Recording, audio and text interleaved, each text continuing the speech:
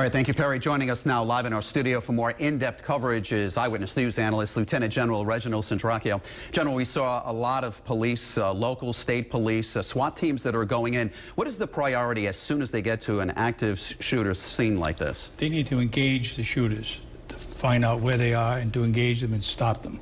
Of course, the next step would be to secure the area and make sure we extract those that are injured and give them some kind of a triage effect to get them to a hospital.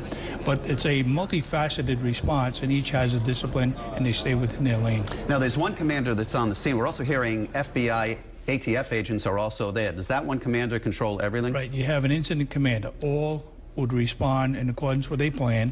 It is predisposition as to exactly what agency is going to do what, and that incident commander makes decisions for the entire scene. So consequently, it's not something they just put together.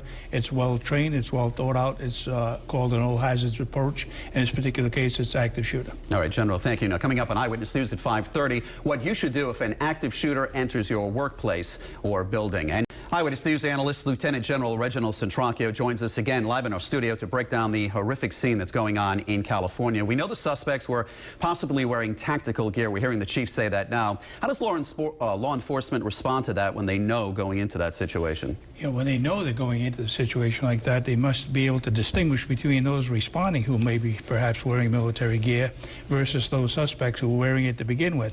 Very fine line, so they need to know exactly what they're dealing with. In this particular case, unfortunately, they were able to get away. Now, law enforcement practice for active shooter situations like this, how does it change when there could be a possible bomb or explosive, because they talked about that inside the building? Most of these plans all have an all hazards approach, meaning that you don't know what you're going to walk into to begin with. We're not only dealing with a shooter, we're dealing with other possibilities, such as a bomb, such perhaps chemicals, biological agents, and those kinds of things, or multifaceted situations where you have more than the immediate scene, something else taking place in the same vicinity, but something elsewhere that they're not aware of. So it's an all hazards approach, and they need to be totally aware as to who has what discipline between the ATF, FBI, local police, state police, and so on and so forth. You know, we talked about law enforcement. What is the role, General, of victims? What should they do if an active shooter enters their building? You know, there's been several considerations for this. First of all, if you have the capacity and you have the courage, confront the individual. You perhaps may not make it, but you'll be saving other lives. That happened on the flight into Pennsylvania Field. It saved many other lives, perhaps.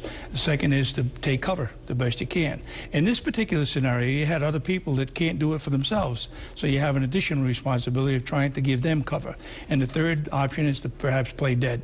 Unfortunately, that didn't work in Paris, where they were going up to the same people playing dead and shooting them a second and third time. You know, General, the numbers are staggering. Between 2000 and 2013, for example, the FBI says there were 160 active shooters in the United States. Now, we're hearing from the FBI and the police chief that this is at least a domestic terrorism attack. I don't think people realize when it's something like that, it could be still a terrorist attack. Correct. A good point. You know, the term terrorism could be applicable to domestic terrorism, which is something perhaps we see here, such as the bombing for the federal building.